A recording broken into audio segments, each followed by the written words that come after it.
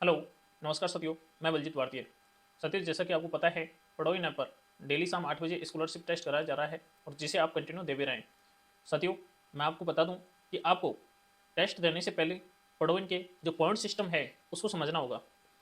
आप क्वेश्चन करने के लिए ये लेक्चर जरूर देखें। ये जो लेक्चर आप देखते हैं, यहाँ से आपको क्वेश्चन का पता लग जाता है और जो भी कंटेंट होता है जिसको आप पढ़ते हैं, वहाँ से आप क्वेश्चन लेवल का पता लगा सकते हैं। तो साथियों, आप एक बार टेस्ट देने से पहले ये लेक्चर जरूर देखें।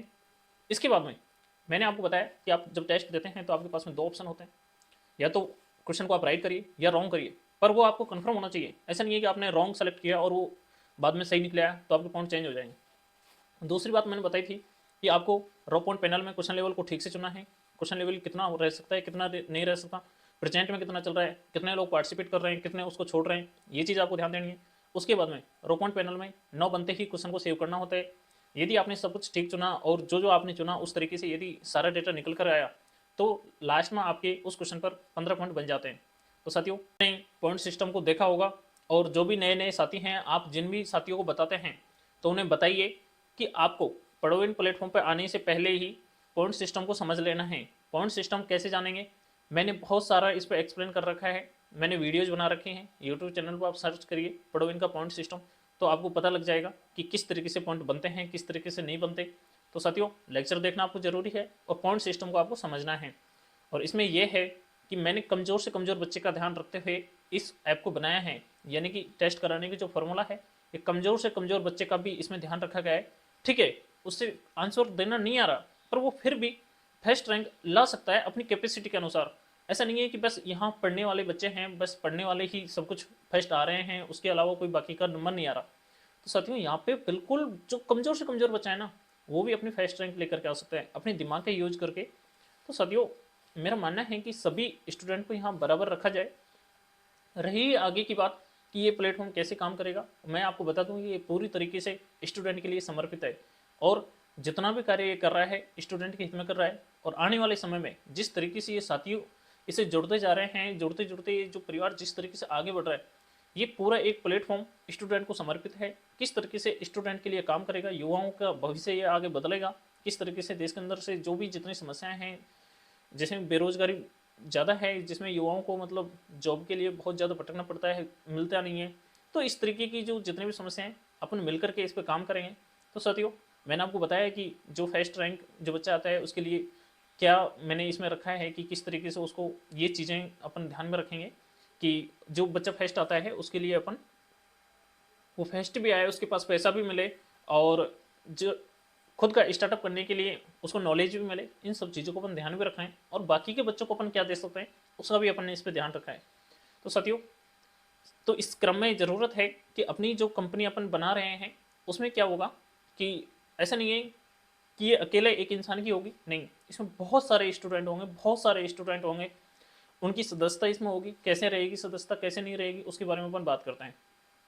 मैं थोड़ा सा बता देता हूँ कि एक मैं लेक्चर लेकर के आने वाला हूँ कि ये व्यवस्था कैसी रहेगी, और वो निश्चित ही स्टूडेंट के हित में होगी। तो साथियों, इसी क्रम में अपन बात को आगे बढ़ाते हैं, और मैंने आपको बताया कि ये जो व्यवस्था होगी इसके लिए अपन को भारतीय संविधान को समझना जरूरी है। सेम इसी तर्ज पर अपनी कंपनी जो होगी ये चल रही होगी। सारी व्यवस्था जिस तरीके से संविधान से पूरा देश संभलता है, इसी तरीके से और उसी व्यवस्था से अपनी जो कंपनी है उसको संभाला जाएगा। तो साथियों, ज़रूरत हो जाती है, पूरी तरीके से ज़रूरी ये हो जाता है कि हम भारतीय संविधान को समझें। भारतीय संविधान को समझाने के लिए मैं आपको डेली का लेक्चर लेकर के आ रहा हूँ, और जो ये लेक्चर हैं इनको आप समझेंगे, देखेंगे, तो अपनी जो व्यवस्थापन बना रहे हैं वो भी आप उसको समझ पाएंगे। तो साथियों, इसी क्रम में अपन ये लेक्चर कंटिन्यू लेकर के आ रहे हैं। मैंने आपको बताया कि कोई भी व्यवस्था को संभालने के लिए नियम कानून बनाने होते हैं। कोई भी व्यवस्था तब ही कंटिन्यू बनी रहती है जब उसके नियम कानूनों से उसको हर कोई फॉलो करता है। तो साथियों, इसी तरीके से अपन भी इसमें व्यवस्था को अप्लाई करेंगे। तो इसमें मैंने आपको संविधान सभा के बारे में बताया कि किस तरीके से संविधान का निर्माण हुआ, कानून बने, और कैसे कैसे ये व्यवस्था आगे बढ़ी। संविधान सभा के बारे में अपन ने जान लिया था कि जब बहुत ज़्यादा लोगों का शोषण हो रहा था तो ये व्यवस्था की ज़रूरत थी कि भाई एक ऐसी व्यवस्था हो जिसमें कि हर आदमी चैन से रह सके, और एक ऐसा सिस्टम की ज़रूरत थी जिसमें उनके अधिकार खुद के हों। तो साथियों, जब ज़रूरत हुई तो लोगों ने मांग उठाना शुरू किया और मांग उठाते उठाते धीरे धीरे अंग्रेजों से ये जो मांग बढ़ने लगी, तो लास्ट में निष्कर्ष निकला कि ये कानून बनाएगा कौन, इस तरह की व्यवस्था बनाएगा कौन। तो निष्कर्ष लास्ट में यही निकल के आया कि कुछ लोगों का समूह होगा और वो संविधान का निर्माण करेंगे, कानून बनाएंगे और उसके तहत हमारा जो देश है उसका संचालन होगा। तो साथियों इसी तरीके से संविधान सभा का निर्माण हुआ, लोगों को चुना गया, किस तरीके से चुना। तो आज अपन संविधान सभा का गठन के बारे में बात करेंगे कि तो साथियों 1938 में जैसे कि जवाहरलाल नेहरू ने मांग की थी कि हम जो संविधान सभा का निर्माण करेंगे वो करेंगे वयस्क मताधिकार के आधार पर। वयस्क मताधिकार क्या है कि इसमें प्रत्येक आम आदमी को अधिकार होगा अपने प्रतिनिधि को चुनने का और वो डायरेक्ट वोट करेगा और वोट करके लोगों को चुनेगा। पर साथियों बात समस्या वहाँ पे इस टाइम वो थी कि क्योंकि इतने संसाधन थे नहीं हर आदमी से वोटिंग कराना और सभी को वोटिंग की नॉलेज थी भी नहीं कि कैसे किया जाए। तो उस टाइम पे उचित यही था, कैबिनेट मिशन ने यही सुझाव दिया कि आप जिन लोगों को चाहते हैं कि वो कर सकते हैं आपके लिए कुछ, तो उनको चुन लीजिए और आप धीरे धीरे इस व्यवस्था को आगे बढ़ाइए। जैसे आप सक्षम हो जाते हो वयस्क मताधिकार के आधार पर लोगों को चुनने में, तो वो आप आगे कर सकते हैं। तो सती वहाँ से जो सुझाव मिला कि भाई आप जैसे 10 लाख की जो जनसंख्या है उस पर से एक कैंडिडेट को ले लीजिए, आपकी जो पॉपुलेशन है, तो इस तरीके से आपकी जो सदस्य बनकर आएंगे वो उसके लिए काम कर लेंगे। जैसे कि सती उस समय दो तरीके की व्यवस्था थी, एक तो देशी रियासतें थी, ठीक है, और कुछ देशी रियासतें जो राजाओं के अधीन थी वो अपना उसको चला रहे थे, और कुछ क्षेत्र ऐसा था जो कि ब्रिटिश सरकार का उस पर शासन था, यानी कि ब्रिटिश जो प्रांत थे वो थे। अब दोनों व्यवस्थाएं थी कि ब्रिटिश प्रांत है वो तो अंग्रेज तो यहाँ से जाने वाले हैं, वहाँ से प्रतिनिधि आएंगे, और जो राजा हैं उनको भी अब ये जो राजतंत्र वाली जो व्यवस्था है इससे भी हटना आना है। तो साथियों एक ज़रूरत थी कि वहाँ से प्रत्येक सदस्य आए। तो देशी रियासतों से तो था कि भाई वहाँ से अपन डायरेक्ट एक सदस्य ले लेंगे, ठीक है, और ये जो अंग्रेज हैं ये जो क्षेत्र है यहाँ से भी अपन प्रतिनिधि चुन करके लाएंगे, 10 लाख की जो जनसंख्या है उस पर के एक सदस्य होगा। तो साथियों इसी तरीके से टोटल जो जनसंख्या ये इसकी संख्या होने वाली थी ये संविधान सभा के सदस्यों की, तो ये 389 सदस्यों की बननी थी। तो कैसे कैसे व्यवस्था थी, कैसे चुनाव में कौन कौन समुदाय ने पार्टिसिपेट किया, इसके बारे में अपन अब जानते हैं। तो सदियों यहाँ से बनने वाले 5 क्वेश्चन हैं उनको मैं इसमें एक्सप्लेन कर दूंगा और आप ध्यान से सुनिएगा कि कैसे आप एक और ओवरऑल ये जो लेक्चर देख लेते हैं ना, तो आप उससे क्वेश्चन भी एग्जिट कर पाते हो कि भाई ये क्वेश्चन है, इसका आंसर ये है, इसका मुझे ये आंसर करना है नहीं करना। यदि मुझे सही भी नहीं कर पा रहा तो मैं इसको रॉन्ग कर करके मतलब कौन सा ऑप्शन एलिमिनेट मैं इसमें से करूँ ताकि ये रॉन्ग हो। तो सत्य एक और आपको वीडियो देखना जरूरी है और आपके लिए ये जो वीडियो है बहुत ही हेल्पफुल होने वाली है। आगे की व्यवस्था है उसको भी ये बनाने में अपनी हेल्प करेंगे। तो अपन देख लेते हैं आज की, तो सत्य अपन देख लेते हैं संविधान सभा का गठन कि किस प्रकार से संविधान सभा का निर्माण हुआ और कैसे उन्होंने व्यवस्था संभाली। तो अपन यहाँ से देखते हैं कि अपन एक बार इसको रीड करते हैं। संविधान सभा की कुल सदस्य संख्या 389 होनी थी। सत्यो 389 सदस्य संख्या होनी थी क्योंकि उस टाइम की जो जनसंख्या थी 93 जो देश रियासतें थी उनमें से एक सदस्य अन्य था और 296 जो भी ब्रिटिश प्रांत था वहाँ से सदस्य चुन करके आने थे। इस तरीके से ये 389 सदस्य संख्या होनी थी। साथियों इसमें जो सदस्य आने थे 10 लाख की जनसंख्या पर एक सदस्य था, जो मोटा मोटा अनुमान लगा करके भाई इतनी इस क्षेत्र की इतनी जनसंख्या है और उसके आधार पर बहुत सारी रियासतें थी जिनकी जनसंख्या 10 लाख से भी अधिक थी, पर उनको जैसे कि मिनिमम तो रखा था कि जिसकी जनसंख्या 10 लाख है वहाँ से एक सेपरेट प्रतिनिधि आ सकता है। तो सत्य यहाँ से अपन देखते हैं जैसे कि इनमें से 296 सीटें ब्रिटिश भारत की थी। ब्रिटिश भारत का मतलब है कि जहाँ अंग्रेजों का शासन था, सीधा जहाँ से जो क्षेत्र है उसको कौन संचालित कर रहे थे, अंग्रेज। और कुछ क्षेत्र ऐसा था जो कि रियासतों के अधीन था जहाँ पे राजाएं थे और वो अपनी वहाँ से व्यवस्था चला रहे थे। तो साथ ही इसी तरीके से जैसे कि यहाँ से 93 सीटें देशी रियासतों को आवंटित की जानी थी।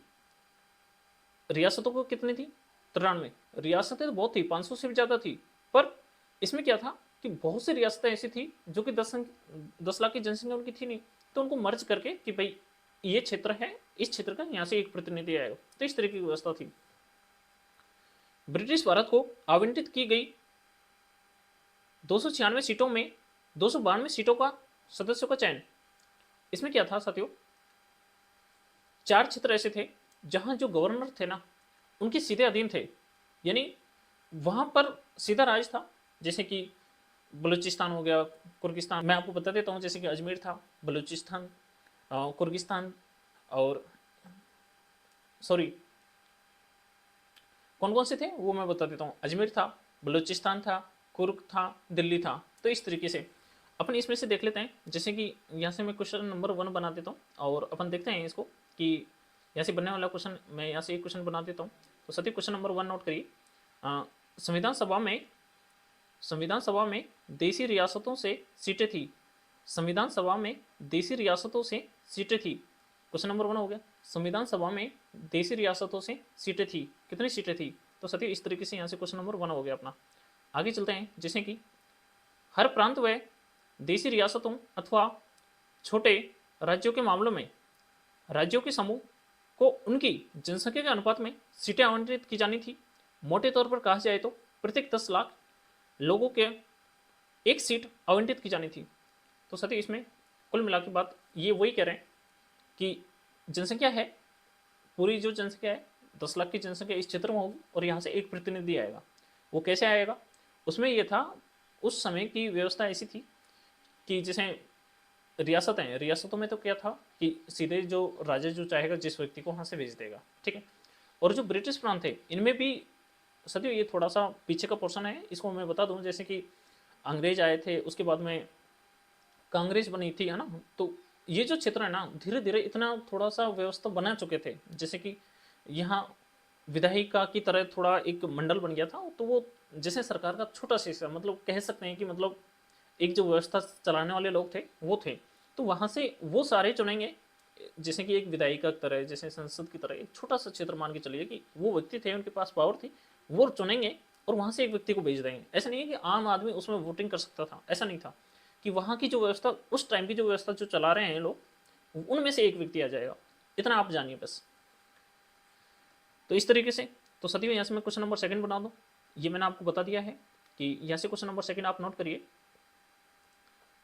मैं यहाँ से एक क्वेश्चन नंबर 2 बना देता हूँ। जैसे कि संविधान सभा में कितने लोगों पर एक सीट थी? तो क्वेश्चन नंबर 2 आप नोट करिए। संविधान सभा में कितने लोगों पर एक सीट थी, या फिर संविधान सभा में एक सीट पर कितने लोग थे? तो सत्य क्वेश्चन नंबर 2 आपने नोट किया इस तरीके से। अपन आगे चलते हैं और देखते हैं। जैसे कि प्रत्येक ब्रिटिश प्रांत को आवंटित की गई सीटों का निर्धारण 3 प्रमुख समुदायों के बीच उनकी जनसंख्या के अनुपात में किया जाना था। ये 3 समुदाय थे मुस्लिम, सिख, सामान्य मुस्लिम और सिख को छोड़ करके। तो सतीश में क्या था,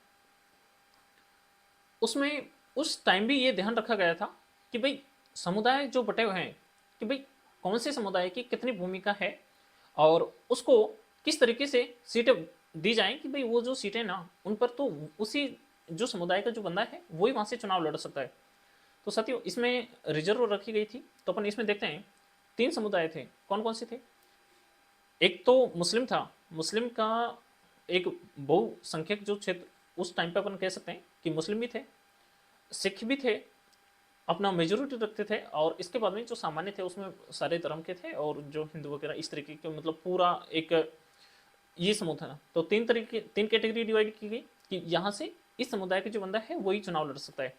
तो साथियों अपन देखते हैं कि कौन कौन से समुदाय थे।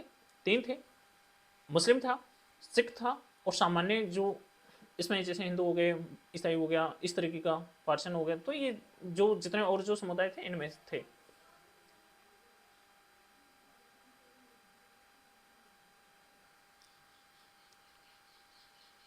इस तरीके से। तो सतियों मैं यहाँ से क्वेश्चन नंबर 3 बना देता हूँ। क्वेश्चन नंबर 3 नोट करिए।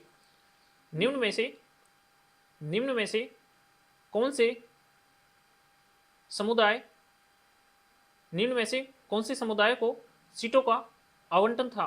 निम्न में से कौन से समुदाय को सीटों का आवंटन था? तो साथियों क्वेश्चन नंबर 3 हो गया। इसी तरीके से अपन आगे बढ़ते हैं और देखते हैं, इसको पढ़ते हैं एक बार। प्रत्येक समुदाय के प्रतिनिधियों का चुनाव प्रांतीय असेंबली में उस समुदाय के सदस्यों द्वारा किया जाना था और एकल संक्रमणीय मत के माध्यम से समानुपातिक प्रतिनिधित्व तरीके से मतदान किया जाना था। तो साथियों मैं आपको यहाँ बताने वाला हूँ कि जो प्रांतीय असेंबली थी, मैंने अभी आपको बताया प्रांतीय असेंबली वो थी जो एक प्रांत था, जो ब्रिटिश प्रांत जो थे, जो क्षेत्र है उसमें जो प्रांतीय असेंबली का मतलब है कि उस क्षेत्र का जो संचालन कर रहे थे उसमें भारतीय भी थे और अंग्रेज भी थे। एक व्यवस्था थी पर वो अंग्रेजों के अधीन थी। तो वहाँ के जो लोग उस क्षेत्र को जो संभाल रहे हैं वो ही वहाँ से एक सदस्य का चुनाव करेंगे। तो साथियों यहाँ पे दो वर्ड हैं, जैसे कि एकल संक्रमणीय। एकल संक्रमणीय क्या है कि यहाँ से एक सदस्य आएगा। आप इतना जानिए, इसके बारे में ज़्यादा डीपली मैं बताऊंगा नहीं। एकल संक्रमणीय का मतलब है कि बहुत सारे सदस्य उसमें से चुनाव लड़ेंगे और एक सदस्य को अपन को चुनना है, ठीक है। समानुपातिक प्रतिनिधित्व, समानुपातिक प्रतिनिधित्व से मतलब है यहाँ पे कि अनुपात में जो वोटों का डिवाइड है वो होगा। जैसे कि आप तो इतना मान के चलिए, यहाँ से ज़्यादा मैं इसको बहुत शॉर्ट करता हूँ कि जो वोटों का अनुपात होगा जिसमें जिस सदस्य के ज़्यादा वोट आ रहे होंगे और वही जीत जाएगा। ये कैसे होता है? ऐसा होता है इसमें कि बहुत सारे सदस्य जैसे चुनाव लड़ रहे हैं 3 4 5, उसमें से सारे सदस्य प्रत्येक को वोट करते हैं और जो प्रत्येक को वोट करते हैं जिस सदस्य के वोट वैल्यू ज़्यादा हो जाती है तो वही उसमें विजेता होता है। तो सभी इसमें बस आप इतना से ही जानना है, इसमें ज़्यादा डीपली जानना नहीं है। ये दोनों वर्ड आपको ध्यान रखना है, एकल संक्रमणीय और समानुपातिक प्रतिनिधित्व। तो साथी मैं यहाँ से क्वेश्चन नंबर 4 बना देता हूँ और इसके बारे में आप जानिए। तो क्वेश्चन नंबर 4 है, यहाँ से आप नोट करिए। सभा के चुनाव में प्रणाली अपनाई गई। सभा के चुनाव में प्रणाली अपनाई गई। कौन सी प्रणाली अपनाई गई सब ये संविधान सभा के चुनाव कराने में? तो क्वेश्चन नंबर आप 4 नोट करिए। सभा के चुनाव में कौन सी प्रणाली अपनाई गई? तो साथियों अपन देखते हैं, इस तरीके से अपने क्वेश्चन नंबर 4 हो गए। अपन यहाँ से आगे देखते हैं। देशी रियासतों के प्रतिनिधियों का चयन रियासतों के प्रमुख द्वारा किया जाना था। साथियों सीधी सी बात है कि उस समय पर रियासत के जो प्रमुख थे वो चाहेंगे कि संविधान सभा जो संविधान का निर्माण कर रहे हैं, संविधान सभा में से हम अपने सदस्य को भेजेंगे और वो जो चाहें जिस सदस्य को भेज सकते थे कि हाँ ये हमारी बात वहाँ रख सकता है, हमारे हित के लिए सोच सकता है, हमारे लिए मांग उठा सकता है। तो वहाँ से तो वो सीधा सा था कि रियासत राजाओं के अधीन थी, सारी पावर राजाओं के हाथ में, तो सीधा सा वहाँ से एक सदस्य को भेज देंगे। तो इसी तरीके से अपन देख लेते हैं। अतः स्पष्ट था कि संविधान सभा आंशिक रूप से चुनी हुई और आंशिक रूप से नामांकित निकाय थी। इसके अलावा सदस्यों का चयन प्रत्यक्ष रूप से प्रांतीय व्यवस्था के सदस्यों द्वारा किया जाना था, जिनका चुनाव एक समिति मताधिकार आधार पर किया गया था। तो साथियों क्या इससे अपन को ये सीखना है, संविधान सभा का निर्वाचन हुआ, ठीक है। निर्वाचन कैसे हुआ? एक तो आंशिक रूप से तो अपन निर्वाचित कह सकते हैं। कैसे? जो ब्रिटिश क्षेत्र थे वहां से तो सदस्य चुन करके आए, और अपन कह रहे हैं कि आंशिक रूप से नामांकित थी। नामांकित क्या थी कि जो रियासतें थी, रियासतों ने सीधे नाम भेजे कि हमारी तरफ से ये सदस्य आएगा। तो वहां पे निर्वाचन उसका हुआ नहीं, बता दिया कि यहाँ से ये सदस्य आएगा। तो साथियों इसी तरीके से इसमें बस इतना ही अपन को जानना है। तो अपन यहाँ से मैं क्वेश्चन बना देता हूँ, क्वेश्चन नंबर 5 आप नोट करिए। जैसे मैं क्वेश्चन बना देता हूँ, सभा के सदस्यों को चुना गया। सभा के सदस्यों को चुना गया, ये आपको बताना पड़ेगा कि कौन से तरीके से सदस्यों को चुना गया था। भाई निर्वाचन हुआ था, डायरेक्ट वोटिंग हुई थी, कि किस आधार पर सदस्यों को चुना गया। तो साथियों यहाँ से बनने वाले क्वेश्चंस पर अपन ने चर्चा की और जाना कि किस तरीके से यहाँ से क्वेश्चन बन सकते हैं और कैसे आप उनका आंसर करोगे। साथियों आपने वीडियो देखा और रेगुलर आप ये वीडियो देखते रहें। आपको वीडियो देखने से जब आप टेस्ट देते हैं तो आपको बहुत ज़्यादा आसानी हो जाती है, आपको समझ आ रहा होता है कि हमने क्या पढ़ा था और कहाँ से हम टेस्ट दे रहे हैं। तो साथियों उस टाइम पे आप क्वेश्चन को या तो राइट करोगे या फिर रॉन्ग करोगे, एलिमिनेट जब ऑप्शन करोगे तो वो भी कर पाओगे। उसके बाद में आप क्वेश्चन का भी जो क्वेश्चन लेवल है ना उसका भी पता लगा पाओगे कि इस क्वेश्चन का क्या लेवल हो सकता है। तो साथियों आप वीडियो कंटिन्यू देखें।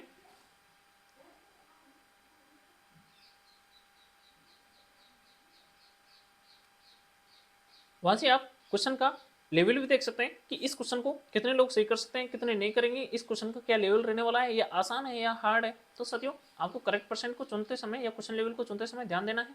उसके बाद में एग्जाम जैसे फिनिश हो जाती है उसके बाद में आपको पूरे एग्जाम का एनालिसिस करना होता है। फर्स्ट आया है इसने क्या चुना है, कैसे इसके पॉइंट बने हैं, उसके बाद में प्रत्येक यूजर का आप देख सकते हैं और जब लाइव चल रहा होता है उस टाइम भी आप देख सकते हैं। तो साथियों मिलते हैं नेक्स्ट सेशन में, तब तक के लिए जय हिंद।